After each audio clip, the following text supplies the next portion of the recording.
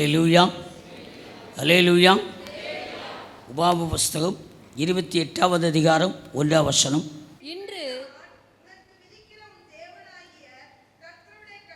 படியெல்லாம் செய்ய நீ கவனமாய் இருக்கும்படிக்கு அவர் சத்தத்திற்கு உண்மையாய் செவி கொடுப்பாயானால் உன் தேவனாகிய கர்த்தர் பூமியில் உள்ள சகல ஜாதிகளிலும் உன்னை மேன்மையாக வைப்பார். Praise the Lord. அல்லேலூயா. வாசிக்கிறோம், உன் தேவனாகிய கர்த்தர் பூமியில் உள்ள சகல ஜாதிகளிலும் உன்னை மேன்மையாக வைப்பார். திட்டமாய் பார்க்கிறோம். கடந்த வாரத்தில் மேன்மையாக வைக்கிற காரியத்தை நான் உங்களுக்கு சொன்னேன். மேன்மை, அடுத்து கனப்படுத்துதல், அடுத்து உயர்த்துதல் என்று சொல்லி பார்த்தோம். தேவ சமூகத்தில் நம்மை ஆண்டவர் இந்த மாதத்தில் கொடுத்திருக்கிற வாக்கு தத்துவம் ஒரு அற்புதமான வாக்கு தத்துவம். எத்தனை பேர் விசுவாசிக்கிறீங்க? அல்லேலூயா.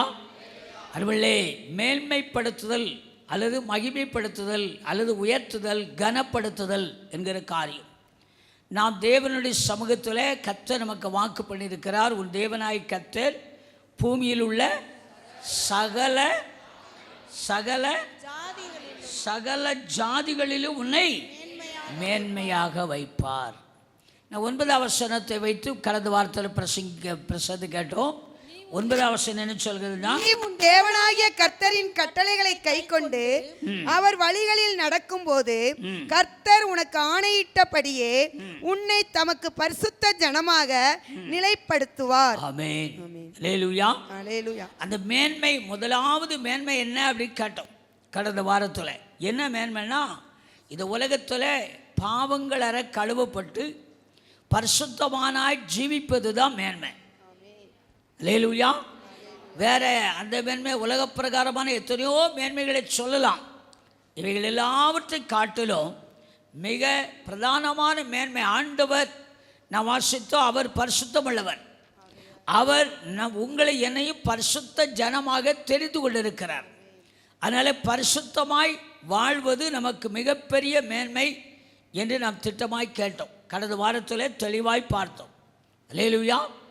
அதனால் ஒருவேளை இந்த நாளில் வந்திருக்கிற நீங்கள் யாராகிலும் இந்த மேன்மையை அடையவில்லை என்று சொன்னால், நிச்சயமாய் உங்களுடைய பரிசுத்த ஜனமாக, அந்த 9ஆம் வசனத்தின் கடைசி பகுதி தெளிவாக சொல்லுகிறது, உன்னை தமக்கு பரிசுத்த ஜனமாக நிலைப்படுத்துவார். அங்கே வாசிக்கிறோம், நீ உன் தேவனாய் கர்த்தரின் கட்டளைகளை கைக்கொண்டு அவர் வழியில் நடக்கும்போது கர்த்தர் உனக்கு ஆணையிட்டபடி. 1ஆம் வசனத்தில் ஆணையிட்டு இருக்கிறார். அதுக்கு முன்பதாக ஆபிரகாம், ஈசாக்கு, யாக்கோபோடு கூட உடன்படிக்கை பண்ணியிருக்கிறார். நம்முடைய ஆதி முற்பதாக்களோடு கூட உடன்படிக்கை பண்ணியிருக்கிறார். ஆதியாகமம் 12ஆம் அதிகாரத்தில் பார்த்தோம். 12ஆம் அதிகாரத்தில் பார்க்கும் பொழுது அவர் சொன்னார், நீ உன் ஜனத்தையும் உன் தேசத்தையும் உன் தகப்பன் வீட்டையும் விட்டு புறப்பட்டு நான் காண்பிக்கிற தேசத்துக்கு போ. நான் உன்னை அங்கே என்ன செய்வேன்?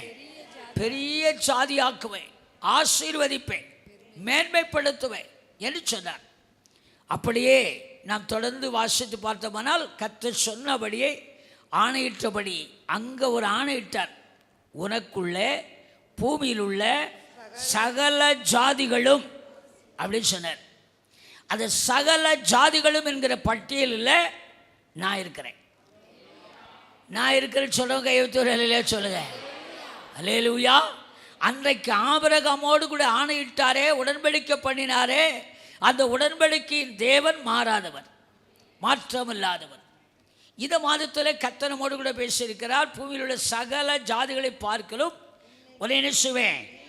மேன்மையாக வைப்பேன் அப்படின்னு சொல்லியிருக்கிறார். மேன்மையாக வைப்பேன், உயர்த்துவேன், கனப்படுத்துவேன் அப்படின்னு சொல்லியிருக்கிறார். 1 சாமுவேல் புத்தகத்தில் 2ஆவது அதிகாரம் 30ஆம் வசனத்தில் இப்படி வாசிக்கிறோம்.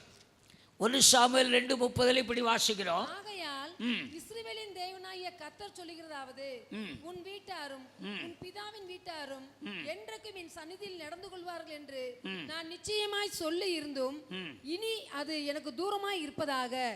என்னை கனம் பண்ணுகிறவர்களை நான் கனம் பண்ணுவேன், என்னை அசட்டை பண்ணுகிறவர்கள் கனஈனப்படுவார்கள் என்று கர்த்தர் சொல்லுகிறார். Praise the Lord. Hallelujah. என்னை கனம் பண்ணுகிறவர்களை நான் என்ன செய்வேன்? கனம் பண்ணுவேன். அவர்களை மேன்மையாக வைப்பேன், உன்னை உயர்த்துவேன், கனப்படுத்துவேன்னு சொல்லி கர்த்தர் வாக்கு பண்ணியிருக்கிறார். அல்லேலூயா. அதனால் நம்ம இந்த பூமியில் உள்ள சகல ஜாதிகளை காட்டிலும் கர்த்தர் நம்மை மேன்மையாக வைப்பார். இன்றைக்கு நான் உங்களுக்கு சொல்லுகிற தேவனுடைய வார்த்தையின் தலைப்பு, செய்தியின் தலைப்பு, இந்த தேசத்தில் உள்ள சகல ஜனங்களை பார்க்கிறோம் கர்த்தர் உங்களை உயர்த்துவேன் என்று சொல்லி வாக்கு பண்ணுகிறார். இந்த மேன்மையின் மறுபக்கம் உயர்வு என்கிற ஒன்று. அல்லேலூயா. அதில் யோவானுடைய வாழ்த்துதலை நான் சொல்கிறேன். யோவான் வாழ்த்தும் பொழுது சொல்கிறான், உன் ஆத்துமா வாழ்கிறது போல எல்லாவற்றிலும் வாழ்ந்து சுகமாயிருப்பாயாக அப்படின்னு பார்க்கணும். மத்திய 6வது அதிகாரத்தில் வாசிக்கிற, முதலாவது தேவனுடைய ராஜ்யத்தையும் அப்படி நீதி தேடுங்கள், அப்பொழுது இவைகள் எல்லாம் உங்களுக்கு கூட கொடுக்கப்படும். எபிரேயர் 11 அதிகாரம் 6வது வசனத்தில் வாசிக்கிறோம், அருளே உண்மையாய் அவரை தேடுகிறவர்கள் பிள்ளைகள். அதாவது எபிரேயர் 11:4 வாசிக்கிறோம், விசுவாசம் இல்லாமல் தேவனுக்கு பிரியமாயிருப்பது கூடாத காரியம். ஏனென்றால் தேவனிடத்தில் சேருகிறவன் அவர் உண்டு என்றும் அவர் தம்மை தேடுகிறவர்களுக்கு பலன் அளிக்கிறவர் என்றும் விசுவாசிக்க வேண்டும். Praise the Lord. கொலோசியர் நிருபத்திலும் அதைத்தான் சொல்கிறார். கொலோசியர் நிருபத்திலும் உண்மையாய் அவரை சேவிக்கிறவர்களுக்கு என்ன உண்டா? பலன் உண்டு அப்படின்னு பாருங்க. இப்போ நீங்கள் நானும் ஆண்டவர் சொல்லியிருக்கிறாரு, உன் தேவனாய் கர்த்தர் பூமியில் உள்ள சகல ஜாதிகளை பார்க்கல உன்னை மேன்மைப்படுத்துவே அல்லது உயர்த்துவேன்னு சொல்றார். இப்போ யாரை உயர்த்துவார் அப்படின்னு சொன்னால், அருமலே ஆண்டவர் உயர்த்துகிற ஒரு காரியம் என்ன அப்படி பார்த்தீங்கன்னா, இப்போது சங்கீதத்தில் தியானிக்கும் பொழுது அருமையான சகோதரி அவர்கள் இந்த செய்தியின் தாற்பயத்தவே அவர் சொன்னார்கள். அல்லேலூயா. எத்தனை பேர் கேட்டீங்களே தெரியாது. அதில் ஒரு அருமையான வார்த்தை சொன்னார்கள், யாரை உயர்த்துவாராம்? தாழ்மையுள்ளவர்களை கர்த்தர் செய்வார், உயர்த்துவார் அப்படின்னு பார்க்கும். யாக்கோபு நிருபத்தில் யாக்கோபு சொல்றார் பாருங்க. யாக்கோபு நிருபம் 4வது அதிகாரம் 6வது வசனம் முதல் 10வது வசனம் வரைக்கும் குறித்து கொள்ளலாம். 6ம் 10ம் வாசி. அவர் அதிகமான கிருபையை அளிக்கிறாரே, ஆதலால் தேவன் பெருமையுள்ளவர்களுக்கு எதிர்த்து நிற்கிறார், தாழ்மையுள்ளவர்களுக்கோ கிருபை அளிக்கிறார் என்று சொல்லி இருக்கிறது. 10வது வசனம், கர்த்தருக்கு முன்பாக தாழ்மைப்படுங்கள், அப்பொழுது அவர் உங்களை உயர்த்துவார். Praise the Lord. அல்லேலூயா.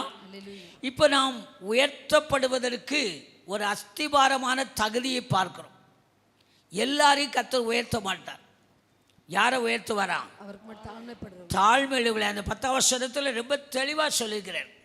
6வது வசனத்தில் தாழ்மையுள்ளவர்களுக்கு கிருபை அளிக்கிறார் பார்த்தோம். 10வது வசனத்தில் ரொம்ப தெளிவாக சொல்கிறார், கர்த்தருக்கு முன்பாக தாழ்மைப்படுங்கள், அப்பொழுது அவர் உங்களை உயர்த்துவார். Praise the Lord. அல்லேலூயா. கர்த்தருக்கு முன்பதாக தாழ்மைப்படுங்கள், அப்பொழுது அவர் உங்களை என்ன செய்வார்? உயர்த்துவார். நீதிமொழி 15:33 சாலமன் ஞானி சொல்லும் பொழுது இப்படி சொல்றது பார்க்கிறோம். வாசித்து பாருங்க. கர்த்தருக்கு பயப்படுதல் ஞானத்தை போதிக்கும், மேன்மைக்கு முன்னானது தாழ்மை. ஆமென். அங்க வாசிக்கிறோம், கர்த்தருக்கு பயப்படுதல் ஞானத்தை போதிக்கும், மேன்மைக்கு முன்னானது தாழ்மை. ஆமென். மேன்மைக்கு முன்னானது என்னது? தாழ்மை. இப்போ இந்த தாழ்மை என்கிற காரியத்தை குறித்து இன்றைக்கு கர்த்தருடைய ஆவியோட ஒத்தாசை கொண்டு பார்க்க போகிறோம். தாழ்மை அப்படின்னா அப்படியே நம்ம தாழ்மையாக இருக்க மாதிரி, அப்படி இப்போது எல்லாரும் ஒரு மேலிடத்தில் உட்காந்தா நம்ம போய் கீழே உட்காந்துக்கிறது, அல்லது ஏதாவது ஒரு தாழ்மையாக சொல்லுவாங்க. உலகத்தில் கிராமத்தில் சொல்லுவாங்க, குறக்கோலம் போட்டு வந்திருக்கிறாங்க அப்படின்னு. என்ன கோலமா? குறக்கோலம் போட்டு, அதாவது ரொம்ப அப்படியே ஒன்றுமே இல்லாத மாதிரி, ஒன்றுமே அப்படி ஒரு காரியத்தை சாதிக்கிறதுக்காக சிலர் அப்படி வருவாங்க. அதை தேவன் எதிர்பார்க்கவில்லை. செப்பனியாவில் வாசிக்கிறோம். செப்பனியா 3வது அதிகாரத்தில் 2வது வசனம் வாசித்து பாருங்க. அது சத்தத்துக்கு செவி கொடுக்கவில்லை, அது கடிந்து கொள்ளுதலை ஏற்றுக்கொள்ளவில்லை, அது கர்த்தரை நம்பவில்லை, அது தன் தேவனிடத்தில் சேரவில்லை. இல்லையா? செப்பனியா 3:2 வாசிக்கிறீங்க, 2:3 வாசிங்க. தேசத்தில் உள்ள எல்லா சிறுமையானவர்களே, கர்த்தருடைய நியாயத்தை நடப்பிக்கிறவர்களே, அவரை தேடுங்கள், நீதியை தேடுங்கள், மனத்தாழ்மையை தேடுங்கள். அப்பொழுது ஒருவேளை கர்த்தருடைய கோபத்தின் நாளிலே மறைக்கப்படுவீர்கள். ஆமென். அங்க என்ன வாசிக்கிறோம்? தேசத்தில் உள்ள எல்லா சிறுமையானவர்களே, தேசத்தில் உள்ள எல்லா சிறுமையானவர்களே, கர்த்தருடைய நியாயத்தை நடப்பிக்கிறவர்களே, கர்த்தருடைய நியாயத்தை நடப்பிக்கிறவர்களே, அவரை தேடுங்கள், அவரை தேடுங்கள், நீதியை தேடுங்கள், நீதியை தேடுங்கள், மனத்தாழ்மையை தேடுங்கள். மனத்தாழ்மையை தேடுங்கள். அப்பொழுது ஒருவேளை கர்த்தருடைய கோபத்தின் நாளிலே மறைக்கப்படுவீர்கள். ஆமென். அப்பொழுது ஒருவேளை கர்த்தருடைய கோபத்தின் நாளிலே மறைக்கப்படுவீர்கள். நீதிமொழி 15:33 வாசித்தோம். மேன்மைக்கு முன்னானது என்னதான்? தாழ்மை. யாக்கோபுல வாசித்தோம் 4:10 என்ன வாசிக்கிறோம்? கர்த்தருக்கு முன்பாக என்ன செய்யுங்க? தாழ்மைப்படுங்கள், அப்பொழுது அவர் உங்களை என்ன செய்வார்? உயர்த்துவார். அப்படி பார்க்கிறோம். இப்ப செப்பனியாவில் 2:3 என்ன பார்த்தோம்? நீங்கள் உங்களை உய்த்து ஆராய்ந்து சோதியுங்கள், தேசத்தில் உள்ள எல்லா சிறுமியானவர்களே, கர்த்தருடைய நியாயத்தை நடப்பிக்கிறவர்களே, அவரை தேடுங்கள், நீதியை தேடுங்கள், மனத்தாழ்மையை தேடுங்கள். அப்பொழுது ஒருவேளை கர்த்தருடைய கோபத்தின் நாளிலே மறைக்கப்படுவீர்கள். ஆமென். மனத்தாழ்மையை தேடுங்கள். அப்படி பார்க்கும். ஆண்டவர் எதிர்பார்க்கிற தாழ்மைன்னு சொன்னா அருமலை இருதயத்தின் ஆழத்துல தாழ்மைப்பட வேணும் அப்படி சொல்றார். இன்னும் அதனுடைய மறுபதம் என்னன்னு சொன்னா கர்த்தருக்கு முன்பதாக பயந்து நடுங்குகிற ஒரு அனுபவம், கர்த்தருடைய வசனத்துக்கு நடுங்குகிற அனுபவம், அருமலே கர்த்தருடைய வசனத்தின்படி செய்கிற அனுபவம். இந்த 28:1 28:1 அங்கே வாசிக்கிறோம். 2 காரியம் முதலாவது சொல்லப்படுகிறது. உன் தேவனாய் கர்த்தர் பூமியில் உள்ள சகல ஜாதிகளில் உன்னை மேன்மையாக வைப்பார் சொன்னா அதுக்கு முந்தைய 2 காரியம் சொல்றார் பாருங்க, வாசிங்க. இன்று நான் உனக்கு விதிக்கிற உன் தேவனாய கர்த்தருடைய கட்டளையின்படியெல்லாம் செய்ய நீ கவனமாய் இருக்கும்படிக்கு அவர் சத்தத்திற்கு உண்மையாய் செவி கொடுப்பாயானால் உன் தேவனாய கர்த்தர் பூமியில் உள்ள சகல ஜாதிகளிலும் உன்னை மேன்மையாக வைப்பார். Praise the Lord. அப்போ முதல் 2 காரியம் சொல்லப்பட்டிருக்கு. என்ன சொல்லப்பட்டிருக்குது? தேவனாய கர்த்தர். மறுபடியும் வாசிங்க. இன்று நான் உனக்கு தேவனாகிய கர்த்தருடைய கட்டளைகளின்படி எல்லாம் செய்ய நீ கவனமாய் இருக்கும்படிக்கு அவர் சத்தத்திற்கு உண்மையாய் செவி கொடுப்பாயானால் உன் தேவனாகிய கர்த்தர் பூமியில் உள்ள சகல ஜாதிகளிலும் உன்னை மேன்மையாக வைப்பார். ஆமென். கவனமாய் செவி கொடுக்கணும். அடுத்து என்ன செய்யணும்? சத்தத்திற்கு உண்மையாய் அதன்படி செய்ய கவனமாய் இருக்கணும்.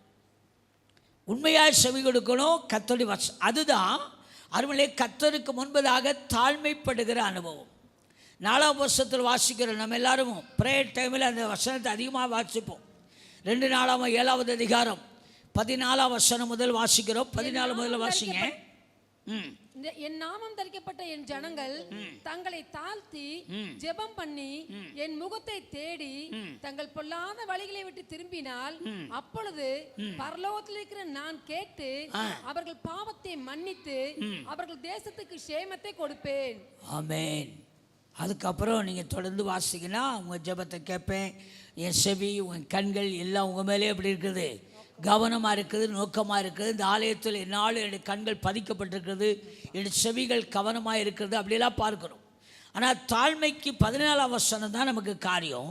என் நாம தரிக்கப்பட்ட என் ஜனங்கள் என்ன செய்யுமா? தங்களை தாழ்த்தி. இப்போ தாழ்மைன்னா என்னன்னு சொல்கிறேன். தங்களை தாழ்த்தி என்ன செய்யணும்? ஜெபம் பண்ணி என் முகத்தை தேடி தங்கள் பொல்லாத வழியை விட்டு திரும்பினால். எத்தனை காரியம் சொல்லப்படுகிறது? தாழ்த்தி அப்படின்னா தாழ்மைக்கு என்ன? முதலாவது ஜெபம் பண்ணி, 2வது அவர் முகத்தை தேடி, 3வது பொல்லாத வழியை விட்டு திரும்பி. இதுதான் தாழ்மையின் அருமையிலே அடையாளம். தாழ்மைப்படுகிறேன்னு சொல்லுகிறவங்க அருமையிலே முதலாவது பெருமையாக இருக்க மாட்டாங்க, வேற எதையும் பெருமை பாராட்ட மாட்டாங்க. ஆண்டவரிடத்தில் மாத்திரம் தங்கள் காரியங்களை சொல்லுகிறவர்களாக இருப்பாங்க, ஜெபிக்கிறவர்களாக இருப்பாங்க. இன்னும் சொல்லப்போனால் உறவாடுகிறவர்களாக இருப்பாங்க. ஜெபம் என்று சொன்னால் கேட்கிறது மட்டும் ஜெபம் அல்ல. ஜெபம் என்று சொன்னால் தேவனோடு இசைந்திருப்பது, இணைந்திருப்பது, அவரோடு கூட சஞ்சரிப்பது, உறவாடுவது, நடப்பது, பேசுவது, சம்பாஷிப்பது. இதுதான் ஜெபம். நம்ம ஜெபமெல்லாம் எப்படின்னா, நம்ம ஜெபம் எப்படி இருக்குது? ஆண்டவரே அதை தாரு, இதை தாரு, அப்படி தாரு, இப்படி தாரு, அப்படி செய்யும், இப்படி செய்யும், இப்படியே சின்ன பிள்ளை மாதிரி கேட்டுக்கிட்டே இருப்போம். அப்படி அல்ல. ஆண்டவரை பாடி துதித்து ஆராதித்து தேவனோடு கூட நடக்கிற அனுபவம், தேவனோடு கூட இருக்கிற அனுபவம், தேவனோடு கூட உறவாடுகிற சம்பாஷிக்கிற அனுபவம். அப்போ ஜெபம் பண்ணி அப்புறம் என்ன செய்வாங்களாம்? அவங்க முகத்தை தேடுவாங்க. என் முகத்தை தேடுங்கள் என்று சொன்னேன்னு சொல்றார். அவருடைய முகத்தை பார்க்கிறவங்க வாழ்க்கை எப்படி இருக்கும்? பிரகாசமாக இருக்கும். அவரை நோக்கி பார்த்தவர்கள், அவர்களை நோக்கி பார்த்தவருடைய முகம் பிரகாசமாக இருந்தது. ஆதி பக்தர்கள் பரிசுத்தவான்களை குறித்தெல்லாம் நான் பார்க்கிறோம். மோசை குறித்து திட்டமாய் நம்ம அநேக இடங்களை வாசிக்க முடியும். மோசே திடீர்னு இங்கே கீழே ஒரு பிரச்சனை வந்துட்டால் உடனே எங்கே போயிடுவார்? மலைக்கு போயிடுவார். மலைக்கு போய் தனியாக போய் என்ன செஞ்சுவார்? உட்கார்ந்து ஆண்டவரே கூப்பிட ஆரம்பிச்சுவார். கூப்பிட ஆரம்பித்தா தேவ மகிமை இறங்கும். தேவ பிரசன்னத்தினால நிரப்பப்படுவார். கீழே வருவார். அவர் முகத்தை மக்கள் என்ன செய்ய முடியாது, அவ்வளவு பிரகாசம். அல்லேலூயா. இதைத்தான் மத்திய 17 அதிகாரத்தில் படிச்சிங்கன்னா, இயேசுவானவர் அங்கே ஒரு மலை, மறுரூப மலைக்கு தான் நேசித்த 3 சிசுகளை கூட்டு போனார். கூட்டிட்டு போய் அங்கே அவர்களுக்கு முன்பதாக என்ன செய்தாராம்? மறுரூபமானார். அப்பொழுது அவருடைய முகத்தை பார்க்கும் பொழுது சூரிய பிரகாசத்தை பார்க்கல பெரிய பிரகாசமாக இருந்தது. எந்த வண்ணானாலும் வெளுக்கக்கூடாத வெண்மையாக இருந்தது அப்படி வஸ்திரம். அப்போது தாழ்மையின் அருமையிலே பலன்களை இங்கே பார்க்கும். தாழ்மை என்று சொன்னால் ஜெபம் பண்ணி அவர் முகத்தை தேடுகிற அனுபவம். நீங்கள் நல்லா பாருங்கள். நான் சொல்லுகிறதுக்காக அல்ல, உண்மையாக தேவ சமூகத்தில் அடிக்கடி காத்து கடந்து ஜெபித்து வருகிறவருடைய முகத்துக்கும் அப்போ ஆத்திரத்துக்கு அவசரத்துக்கும் அருமையிலே ஜெபிக்கிறவருடைய ஜெபத்தின் அவர்களுடைய முகத்தின் காரியத்துக்கும் என்ன இருக்கும்? வித்தியாசம் இருக்கும். எப்பொழுது ஜெபிக்கிறவர்களை பார்த்தா அதே மாதிரி ஜெபம் பண்ணுறவல்லவா? அப்போ ஒரு ஜெப கூட்டத்தில் ஜெபம் பண்ணும் பொழுதே தினந்தோறும் தேவனோடு கூட சரியாக சம்பாஷித்து பேசி ஜெபித்து ஆண்டவரோடு கூட உறவாடி வரக்கூடிய ஜெபத்தின் வார்த்தைகளுக்கும் இந்த நேரத்தில் வந்து ஒரு ஜெப குறிப்பை சொல்லும் பொழுது மக்களுக்காக ஜெபிக்கிற ஜெபத்தின் வார்த்தைகளுக்கு எப்படி இருக்கும்? இருக்கும், கண்டிப்பாக இருக்கும். மனப்பாடம் பண்ணி ஒப்பிக்கிறவங்களுக்கும் அருமையிலே புரிந்து அறிந்து படித்து வாழ்க்கையை அபியாசப்படுத்துவர்களுக்கு என்ன இருக்குது? வித்தியாசம் இருக்கு. அதே போல ஜெபம் தாழ்மை என்கிறதுல அருமையிலே முதலாவது ஜெபம், ரெண்டாவது அவருடைய முகத்தையே நோக்கி பார்க்கிற அனுபவம். சங்கீதக்காரர் சொல்ல பாருங்க, 121 சங்கீதத்திலும் 123 சங்கீதத்திலும் நீங்கள் இதை படித்து பார்க்கலாம். ஒத்தாசவர் பர்வதங்களுக்கு நேரே கண்களை ஏறெடுக்கிறேன். ஆமாம், 123 சொல்றார், பரலோகத்தில் இருக்கிறவரே அப்படி சொல்லிட்டு அங்க சொல்றார், உம்மிடத்திற்கு என் கண்களை ஏறெடுக்கிறேன். எப்படி ஏறெடுக்கிறாரா? எஜமான் கையை நோக்கி இருக்கிற, எஜமானுடைய கண்களை நோக்கி இருக்கிறது போல, எஜமாட்டுடைய கண்களை நோக்கி இருக்குவது போல எது வரைக்கும் நோக்கி பார்க்கிறார்களா? இரக்கம் கிடைக்கும் வரைக்கும் உமையே நோக்கி பார்க்கிறார். லூக்காஸ் 18 அதிகாரத்தில் சோர்ந்து போகாம ஜெபம் சொல்ற விஷயத்தில் நீங்கள் அதை தெளிவாய் பார்க்க முடியும். அப்போ நம்முடைய தாழ்மை என்பது தேவனுக்கு முன்பதாக சரியாய் தாழ்மைப்படுகிறார். சங்கீதம் 95 சொல்லப்பட்டிருக்கிறது. சங்கீதம் 95 6ஆம் வசனம் வாசித்து பாருங்க. நம்மை உண்டாக்கின கர்த்தருக்கு முன்பாக நாம் பணிந்து குனிந்து முழங்கால் படியிட கடவோ வாருங்கள். அவர் நம்மை உண்டாக்கின தேவன், நாம் அவர் மேய்ச்சலின் ஜனங்கள், அவர் கைக்குள்ளான ஆடுகள். அதனால நம்முடைய தாழ்மை என்கிறது அங்கே சொல்லப்பட்டிருக்கு. அந்த வசனத்தை பாருங்க.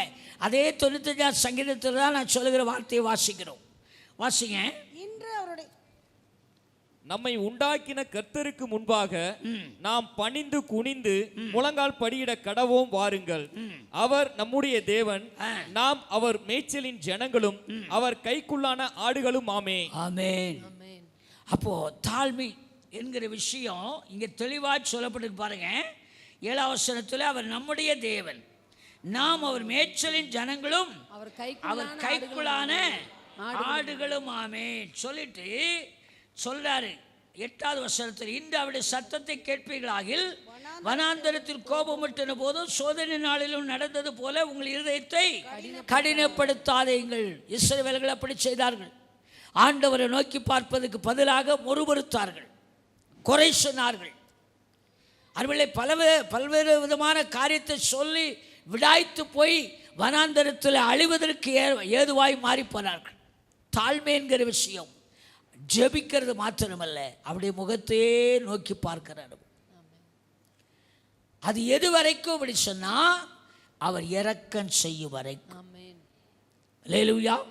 அதுதான் தாழ்மைப்படுதல்.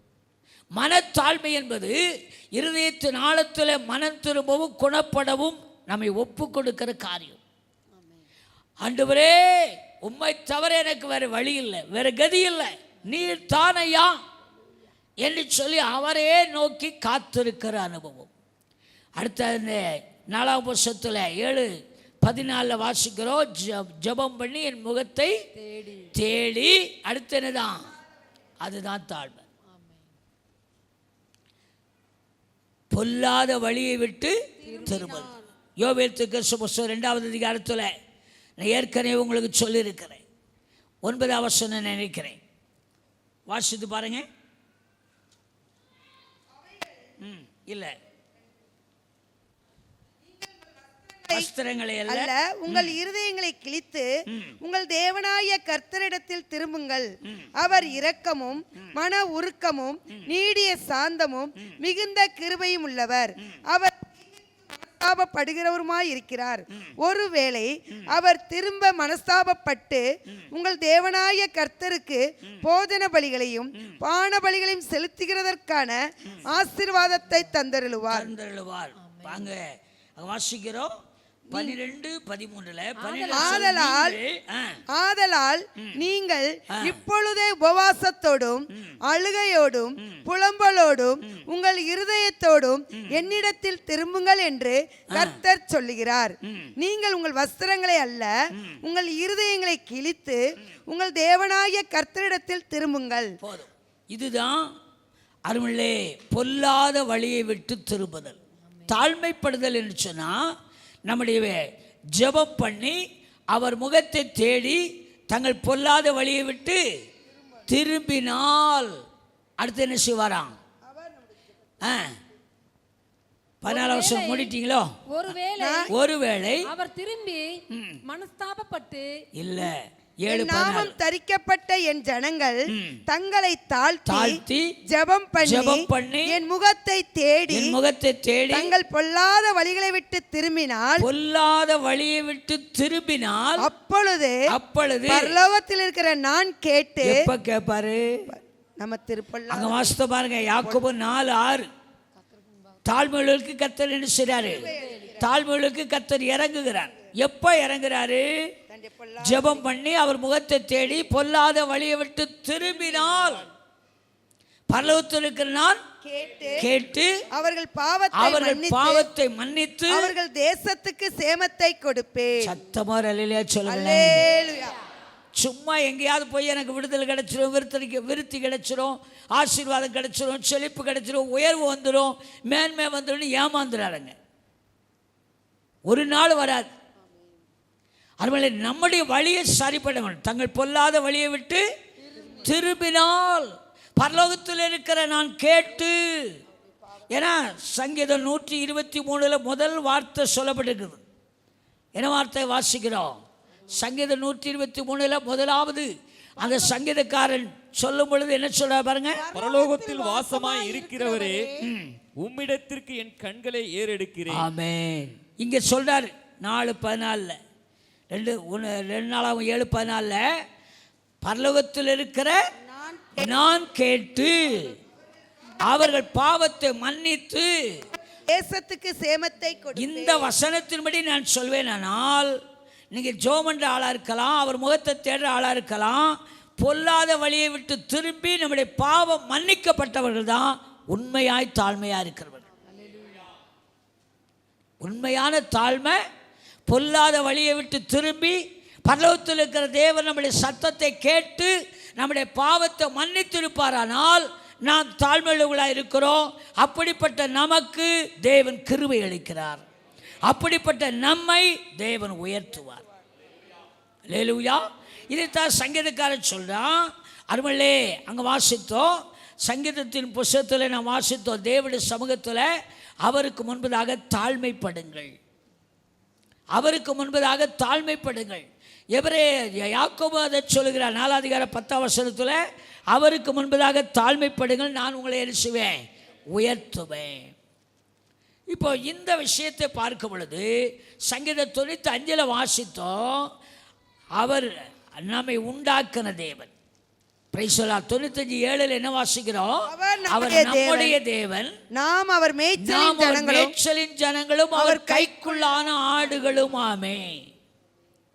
6 வசனத்தில் வாசிக்கிறோம், நம்மை உண்டாக்கின கர்த்தருக்கு முன்பதாக நாம் பணிந்து குனிந்து முழங்கால் படியிட கடவும் வாருங்கள்.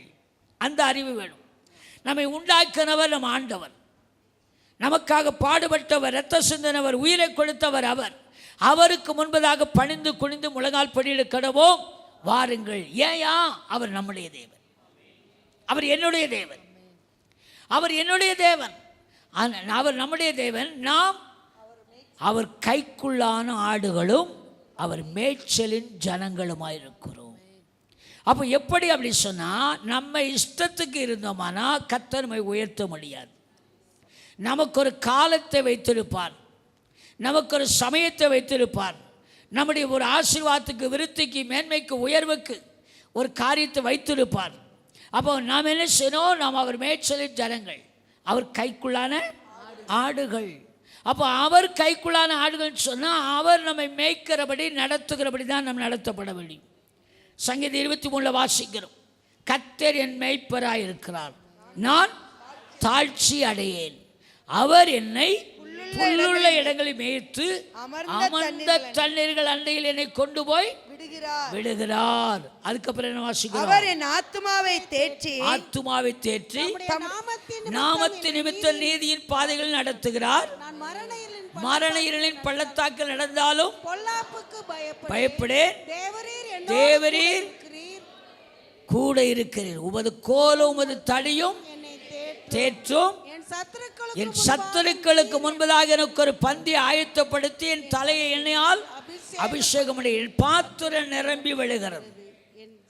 அடுத்து என்ன பார்க்கிறோம், உயிருள்ள சகல நாளும் நன்மையும் கிருபையும் என்ன செய்யும், தொடரும். அன்பானவர்களே, அப்போ எப்போ சங்கீதம் 95:7 மறந்துடக்கூடாது. அவர் நம்முடைய தேவன், நாம் அவர் மேய்ச்சலின் ஜனங்கள், அவர் கைக்குள்ளான ஆடுகள். அவர் நம்மை மேய்க்கிற இடத்துல சரியாக கண்ட இடத்துல மேயக்கூடாது.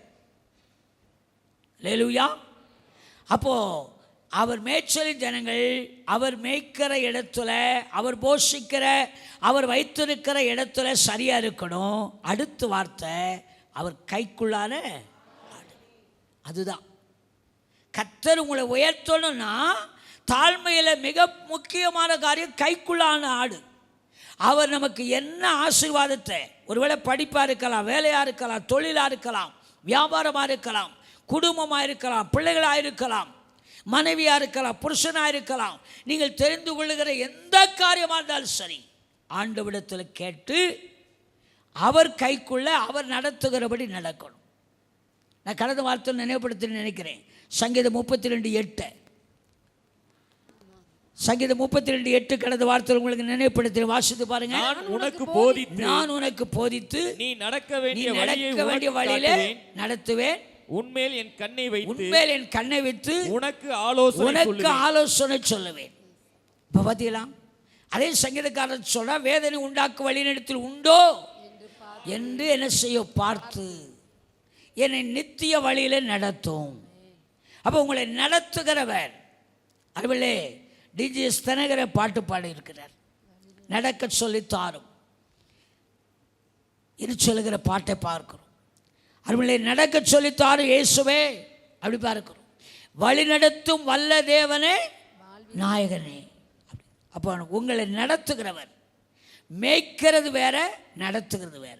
மேய்க்கிறது தினந்தோறும் கர்த்தருடைய பசுப்புல்லாக இருக்கிற வேத வசனத்தை வாசித்து அருளே தியானித்து கர்த்தருடைய சபையில் உங்களுக்கு போஷிக்கப்படுகிற வார்த்தையை கேட்டு கீழ்ப்படிந்து நடப்பது மேய்ச்சலின் ஜனங்கள். கைக்குள்ளான ஆடுகள் என்பது அவர் நடத்துகிற பாதையில் நீங்கள் நடத்தணும். ஒவ்வொருத்தரையும் ஒருத்தர் ரட்சித்த தேவன். ஏன் தாயின் கருவில் உருவாக்குற கர்த்தர் உங்களுக்கென்று ஒரு திட்டத்தை வச்சிருப்பார், ஒரு பிளான் வச்சிருப்பார். தேவ சித்தம் இருக்கும், அதை அறிஞ்சு செயல்படணும். நிறைய பேரை சொல்லிக்கிட்டே போகலாம். மோசேயை கர்த்தர் அழைத்தார், மாட்டேன்னு சொன்னான். இப்படி தான் சொன்னார். கர்த்தர் நடத்தினாரா நடத்தலையா? நடத்தினார்.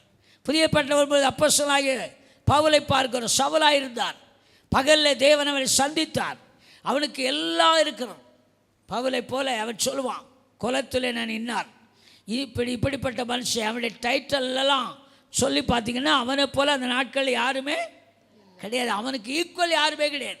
அவன் சந்திக்கப்பட்டான். சந்திக்கப்பட்ட உடனே அவனுக்கு இருக்கிற எல்லா அனுகூல ஆதாரம் எல்லா விதமான இதையும் பயன்படுத்தி அவன் எதையோ செய்திருக்கலாம். அப்படி செய்யவே இல்லை. Price the Lord.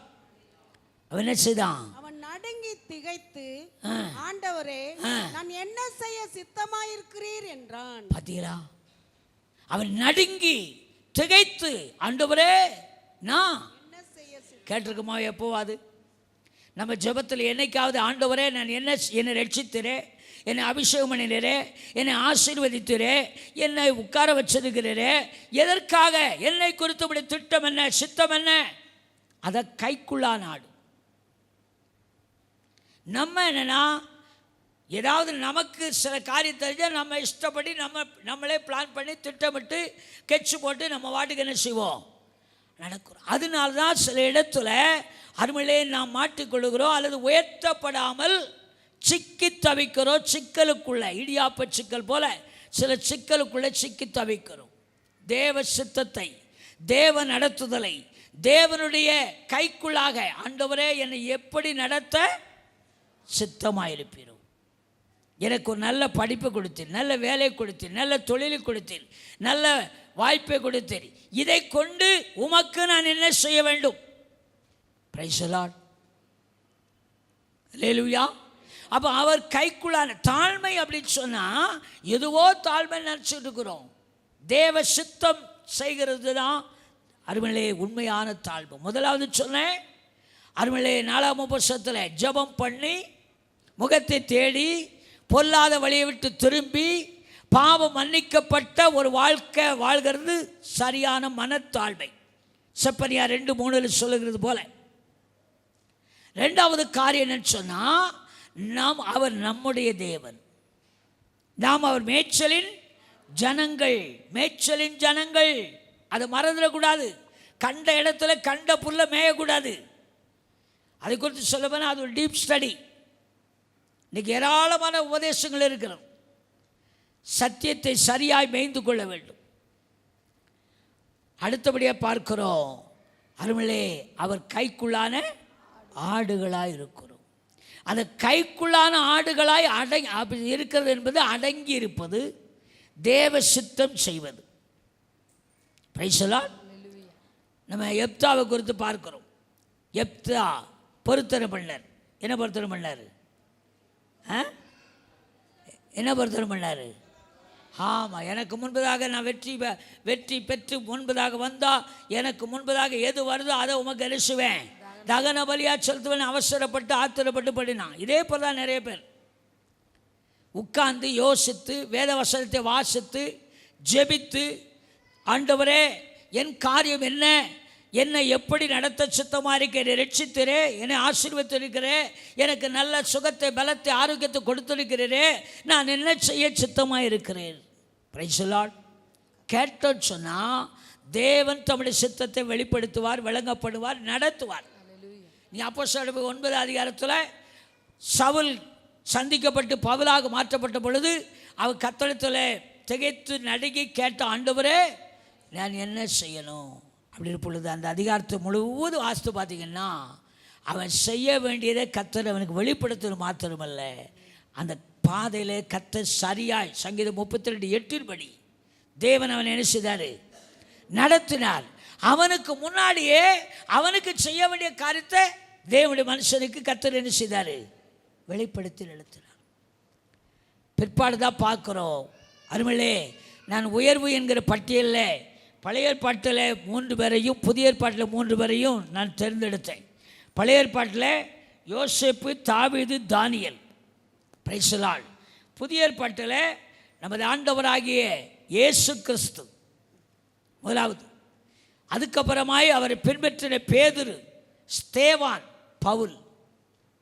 அல்லேலூயா. இவர்களெல்லாம் உயர்த்தப்பட்டிருக்கிறார்கள். காரணம், இவர்களெல்லாம் இன்றைக்கு இப்போ நான் பிரசங்கிக்கிறபடி தேவ சித்தத்தை அறிந்து செயல்பட்டவர்கள். அல்லேலூயா. அப்போ அந்தபடி அவர் கைக்குள்ளான ஆடுகளாய், அவர் மேய்ச்சலின் ஜனங்களாக இருப்பது மாத்திரமல்ல, சில நல்ல வேத வசனத்தை வாசித்திருப்பாங்க, தியானித்திருப்பாங்க, பிரசங்கம் பண்ணுவாங்க என்னை மாதிரி. ஆனால் தேவ சித்தத்தை அறிந்து அவர் நடத்துகிற பாதையில் நடக்காதனால சில காரியத்தில் அருமையிலே நாம் சிக்கிக்கொள்ளுகிறோம், மாட்டிக்கொள்ளுகிறோம். அதனால தேவ சித்தம் என்ன, அதான் அவர் மேய்ச்சலின் ஜனங்கள், அவர் கைக்குள்ளான ஆடுகள். 1 பேருக்கு நிருபத்தில் அப்போஸ்தலனாகிய பேதுரு சொல்றார் பாருங்க, 5வது அதிகாரத்தில் 5ஆம் வசனம் முதல் 10ஆம் வசனம் வரைக்கும் வாசிக்கலாமே. அப்படி இளைஞரே, மூப்பருக்கு கீழ்ப்படியுங்கள். நீங்கள் எல்லாரும் ஒருவருக்கொருவர் கீழ்ப்படிந்து மனத்தாழ்மையை அணிந்து கொள்ளுங்கள். பெருமை உள்ளவர்களுக்கு தேவன் எதிர்த்து நிற்கிறார், தாழ்மை உள்ளவர்களுக்கோ கிருபை அளிக்கிறார். ஆகையால் ஏற்ற காலத்திலே தேவன் உங்களை உயர்த்தும்படிக்கு அவருடைய பலத்த கைக்குள் அடங்கி இருங்கள். அவர் உங்களை விசாரிக்கிறவர் ஆனபடியால் உங்கள் கவலைகளை எல்லாம் அவர் மேல் வைத்து விடுங்கள். தெளிந்த புத்தியுள்ளவர்களாய் இருங்கள், விழித்திருங்கள். ஏனெனில் உங்கள் எதிராளியாகிய பிசாசானவன் கெர்ச்சிக்கிற சிங்கம் போல் எவனை விழுங்கலாமோ என்று வகை தேடி சுற்றித் திரிகிறான். விசுவாசத்திலே உறுதியாய் இருந்து அவனுக்கு எதிர்த்து நில்லுங்கள். உலகத்தில் உள்ள உங்கள் சகோதரரிடத்திலே அப்படிப்பட்ட பாடுகள் நிறைவேறி வருகிறது என்று அறிந்திருக்கிறீர்களே. கிறிஸ்து இயேசுவுக்குள் நம்மை தமது நித்திய மகிமைக்கு அழைத்தவராய் இருக்கிற சகல கிருபையும் பொருந்திய தேவன் தாமே கொஞ்ச காலம் பாடநம்பிக்கிற உங்களை சீர்படுத்தி, ஸ்திரப்படுத்தி, பலப்படுத்தி நிலைநிறுத்துவாராக. ஆமென். அல்லேலூயா. அங்க சொல்லப்பட்டு பாருங்க, ஏற்ற காலத்தில் தேவன் உங்களை உயர்த்தும்படிக்கு என்ன செய்யுங்க, அவருடைய பலத்த கைக்குள்ள அடங்கிருங்க. அவர் கையில் விட்டுருங்க.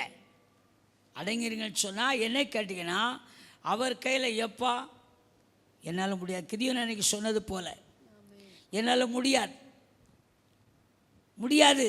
நீர் என்ன செய்யும், நீர் என்ன செய்யும், பேச மாட்டேங்கிறீங்க, பார்த்துக்கொள்ளும். சின்ன காரியமாக இருக்கலாம், ஒரு சின்ன பிரச்சனை இருக்கும், பிரச்சனை முன்னாடிக்குள்ள, இல்லை அப்பா பிள்ளைகளுக்குள்ள, இல்லை மாமன் மச்சனுக்குள்ள, அங்காளி பங்காளிக்குள்ள, இல்லை ஏதாவது ஒரு அலுவலகத்தில், அது சின்ன காரியத்தை நம்மளே மண்டபுங்கிற மாதிரி பெருசாகிறது.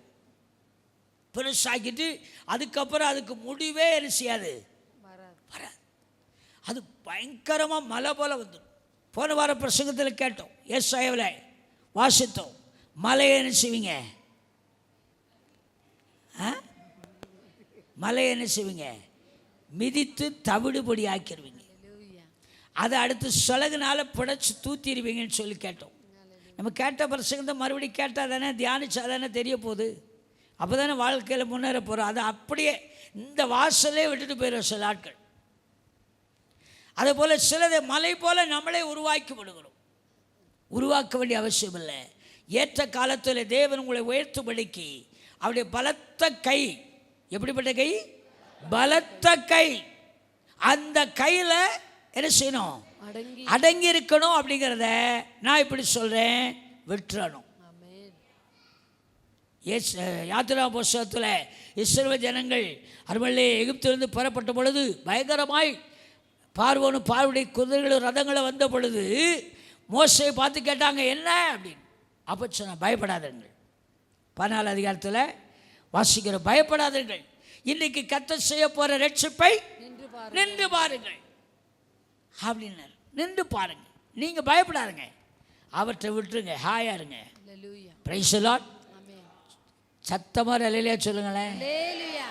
அப்போ கர்த்தர் செய்தார். அதுதான் அவருடைய பலத்தை கைக்குள்ளே அடங்கி இருக்குது.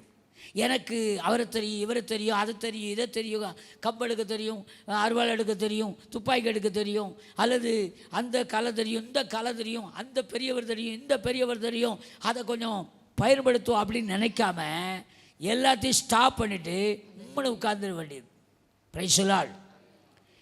46ஆம் சங்கீதத்தில் சொல்லப்பட்டபடி நீங்கள் அமர்ந்திருந்து நானே தேவன் என்று சும்மா இருங்க.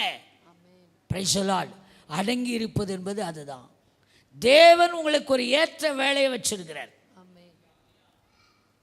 ஏற்ற வேலையை வைத்து வச்சிருக்கிறார். ஒரு காரியம், எந்த காரியம் நிறைவேறவில்லை, கைகுடி வரவில்லை, ஒருவேளை வியாதியாக இருக்கலாம், பிரச்சனையாக இருக்கலாம், தேவைகளாக இருக்கலாம், வறுமையாக இருக்கலாம், கடன் பாரமாக இருக்கலாம், அல்லது பிள்ளைகள் காரியம், புருஷன் காரியம், மனைவி காரியம், தொழில், வேலை, ஏது காரியம் உங்களுடைய வாழ்க்கையில் நீ நினைக்கிறபடி ஒரு உயர்த்தப்படாத மேன்மையில், மந்த நிலைமையில், சுருண்டு போன நிலைமையில், சுருங்கி போன நிலைமையில், நிறைவேறாத நிலைமையில் இருக்கிறதா, கவலைப்படாதீர்கள், பயப்படாதீர்கள்.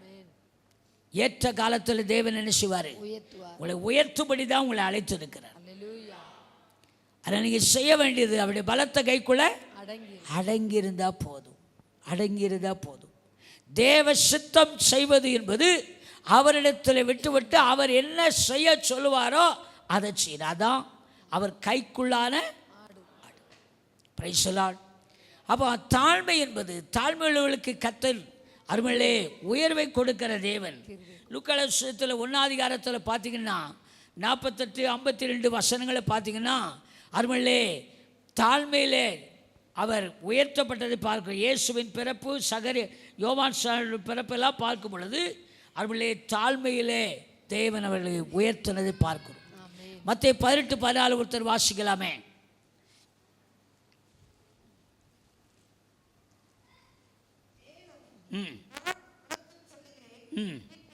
இருக்கிறாய் இந்த கல்லின் மேல். 18:14 ஆகையால் இந்த பிள்ளையை போல தன்னை தாழ்த்துகிறவன் எவனோ அவனே பரலோக ராஜ்யத்தில் பெரியவனாய் இருப்பான். அந்த அவர் கைக்குள்ள அடங்கியிருப்பது என்பதுனா சிறு பிள்ளைகள் தான்.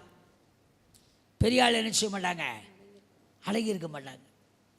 அவர் சிறு பிள்ளையை போல மாறணும்னு சொல்றார். இன்னும் இயேசு கிறிஸ்து அநேக இடங்களில் லூக்கா சுவிசேஷத்தெல்லாம் வாசி பார்த்தீங்கன்னா தன்னைத்தான் தாழ்த்துகிற எவனும் என்ன செய்வான், உயர்த்தப்படுவான்.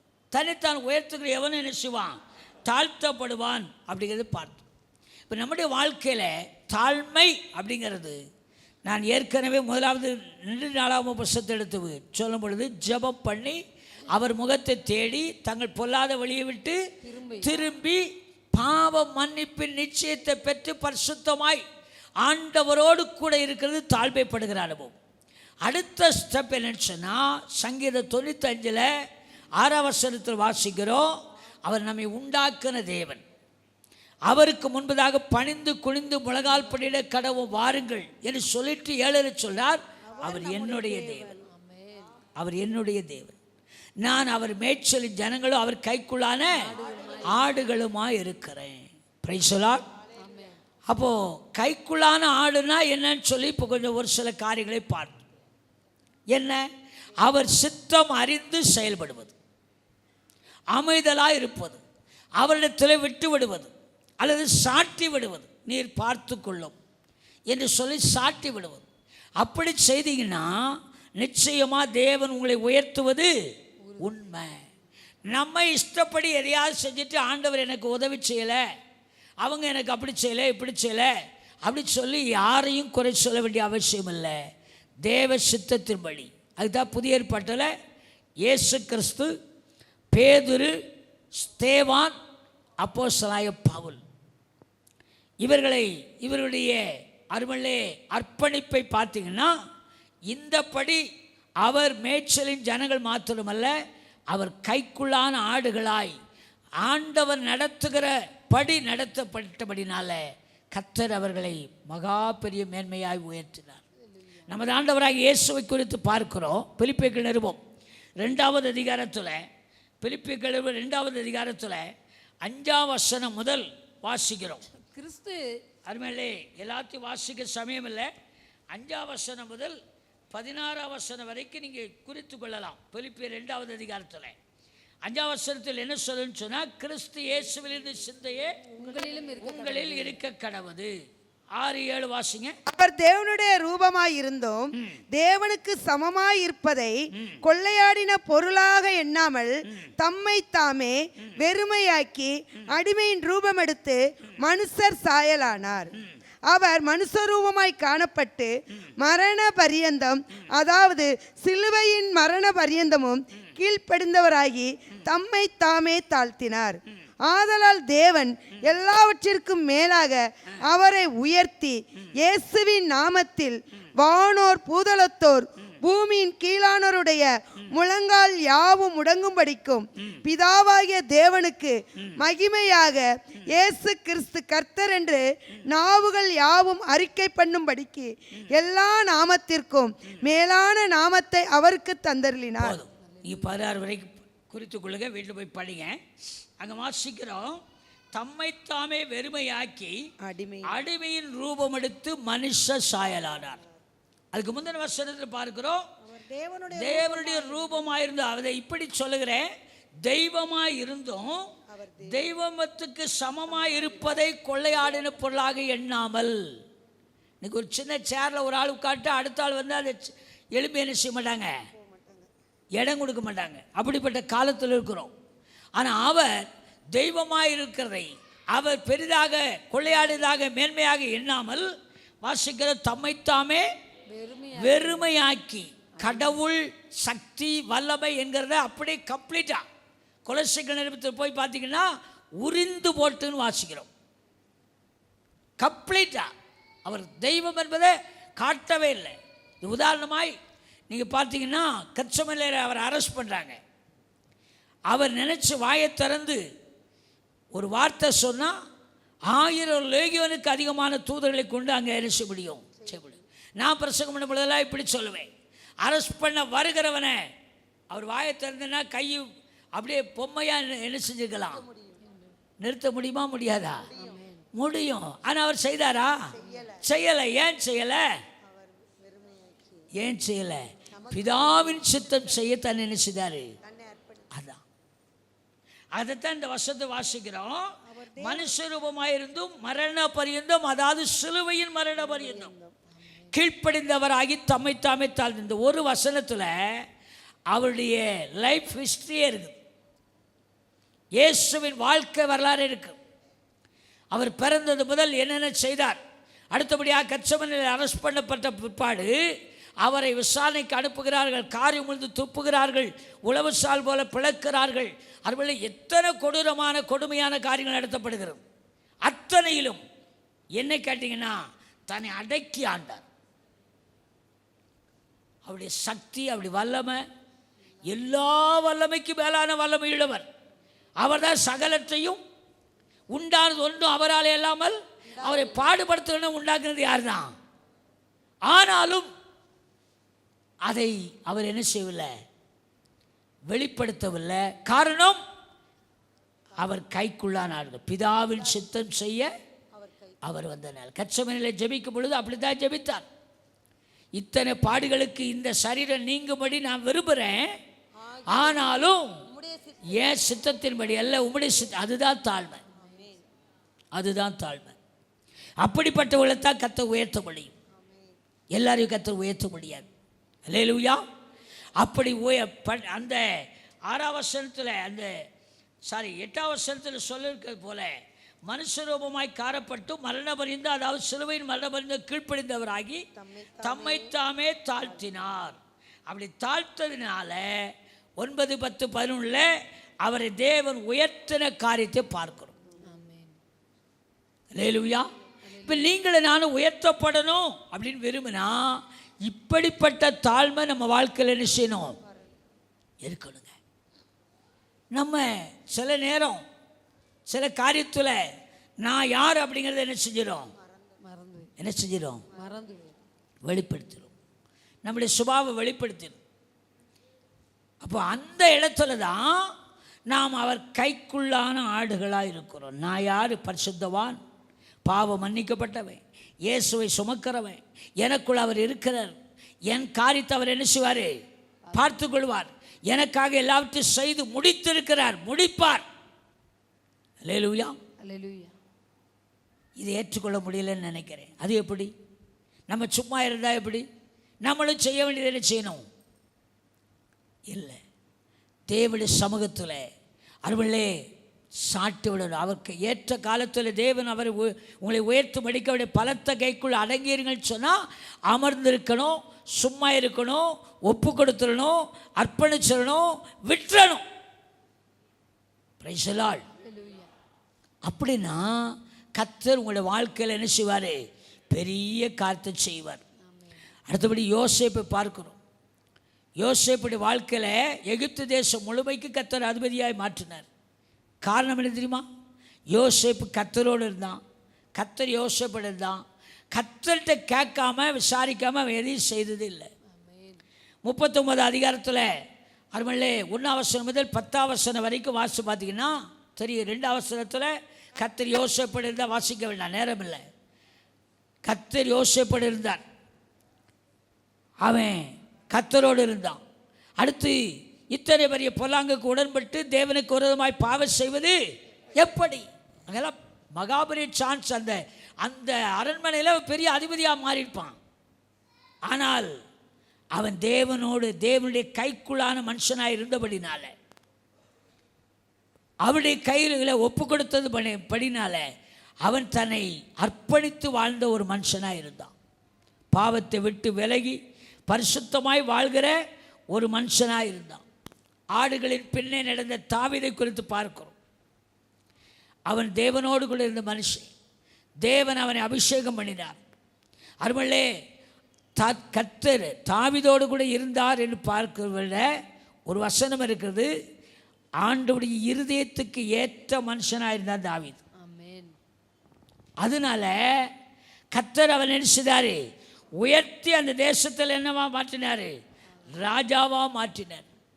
தானியேல், சாத்ராக், மேஷாக், ஆபேத்நேகோவை தானியேல் புஸ்தகம் 3 அதிகாரம் முதல் 6 அதிகாரம் வரைக்கும் படிக்கிறோம்.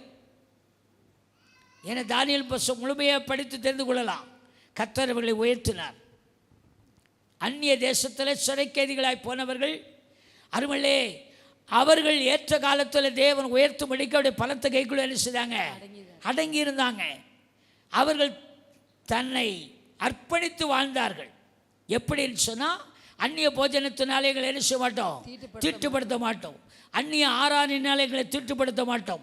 அஞ்ஞான பழக்க வழக்கங்களால தீட்டுப்படுத்த மாட்டோம். ஏன் இஸ்ரவேல் ஜனங்களை குறித்து நீங்கள் போய் படித்து பார்த்தீங்கன்னா தெரியும்.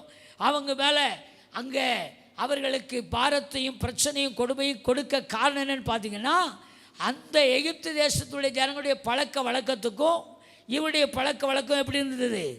விகற்பமாய் வித்தியாசமாய் இருந்தது. அப்படி ஒரு வேறுபட்ட பரிசுத்த வாழ்க்கை வாழ்ந்தனால் இதெல்லாம் தாழ்மைக்கு அடையாளம். இப்படிப்பட்ட காரியம் நமக்குள்ளே இருக்குமானால் கர்த்தர் நம்மை உயர்த்துவார். அல்லேலூயா. அருமையிலே நம்மை கனப்படுத்துவார், நம்மை மேன்மைப்படுத்துவார். யோசேப்பு உயர்த்தினவர், தானியேலை உயர்த்தினவர், சாத்ராக், மேஷாக், ஆபேத்நேகோவை உயர்த்தினவர். அருமையிலே நமது ஆண்டவராகிய இயேசுவை உயர்த்தி எல்லா நாமத்துக்கும் மேலான நாமத்தை கொடுத்த பிதாவாகிய தேவன் உங்களுடைய வாழ்க்கையிலும் தேவன் உங்களை மேன்மைப்படுத்துவது உயர்த்துவது உண்மையான காரியம். அல்லேலூயா. ஆனால் இன்றைக்கு கேட்ட இந்த 3 காரியமும் நம்முடைய வாழ்க்கையில் இருக்குமானால் நிச்சயம் அவர் உயர்த்துவது உண்மை. முழங்கால் படிடுவோம், கண்களை மூடுவோம், கர்த்தரிடத்தில் முழுமையாக நம்ம ஒப்பு கொடுப்போம்.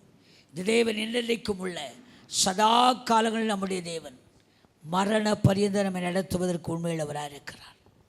அல்லேலூயா, அல்லேலூயா. கர்த்தர் சமூகத்தில் ஆண்டவர் நம்மோடு கூட திட்டமாய் பேசியிருக்கிறபடினால பேசப்பட்ட தர்மையான வார்த்தைக்கு நம்ம ஒப்பு கொடுத்து நம்ம எல்லாரும் ஏகபத்து ஸ்தோத்திரம் பண்ணிக்கிறத பயன்படுத்தலாமே.